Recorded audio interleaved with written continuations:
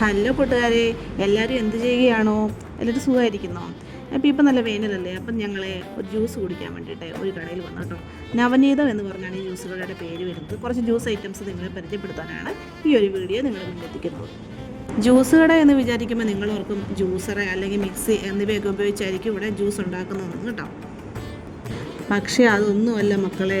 ഇത് കണ്ടോ, ഈ ഒരു കാഴ്ച കണ്ട് കൗതുകം തോന്നിയിട്ടാണ് കേട്ടോ ഞാൻ ഇവിടെ ഇറങ്ങിയത് കേട്ടോ. ഞാൻ ഓർഡർ ചെയ്ത ഒരു മാതള നാരങ്ങയുടെ ജ്യൂസും അതുപോലെ തന്നെ ഒരു മുന്തിരിങ്ങയുടെ ജ്യൂസും അതുപോലെ ഒരു നാരങ്ങ വെള്ളവുമാണ് ഓർഡർ ചെയ്തത്.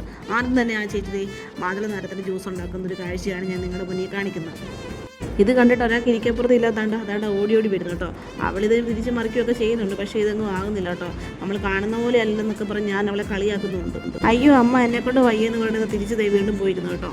ഒടുവിൽ ആ ചേച്ചി തന്നെ ഈ ഒരു ദൗത്യം ഏറ്റെടുത്തതാണ് നമുക്ക് വേണ്ടി മാതള നാരങ്ങ ജ്യൂസ് തയ്യാറാക്കിക്കൊണ്ടിരിക്കുകയാണ് ഗൈസ്. അങ്ങനെ ഗൈസ് നമ്മുടെ ജ്യൂസ് ഇവിടെ റെഡി ആയിക്കോണ്. അങ്ങനെ ചേച്ചി ഗ്ലാസ്സിലേക്ക് ഒഴിക്കുന്നതെന്ന് പറഞ്ഞാൽ സർബത്താണ്. സർബത്തിൻ്റെ കൂടെ ഐസ് ക്യൂബുകളും ഇടുന്നുണ്ട്. പിന്നെ നമ്മൾ ഈ പിഴിഞ്ഞ് വെച്ചിരിക്കുന്ന നല്ല ഫ്രഷ് ആയിട്ടുള്ള ഈ മാതള നാരത്തിൻ്റെ ജ്യൂസ് അത് ഒഴിക്കുന്നുണ്ട് കേട്ടോ. ഈ ഇരിക്കുന്ന അറിയാലോ എന്താണെന്ന്, ഇത് കസ്കസാണ്. അങ്ങനെ നമ്മുടെ ജ്യൂസ് ഫൈനൽ സ്റ്റേജിലേക്ക് എത്തിയിരിക്കുവാണ്. അവിടെ മിക്സ് ചെയ്യുന്നൊരു രംഗമാണ് ഈ കാണുന്നത്. ഉണ്ണി കുടിക്കുവാണ്.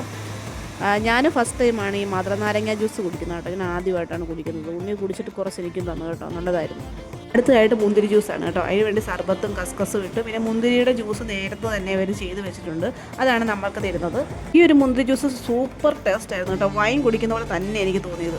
അപ്പോൾ ഇങ്ങനെയുള്ള ജ്യൂസുകൾ കുടിക്കാൻ സ്പോട്ട് മറക്കണ്ട.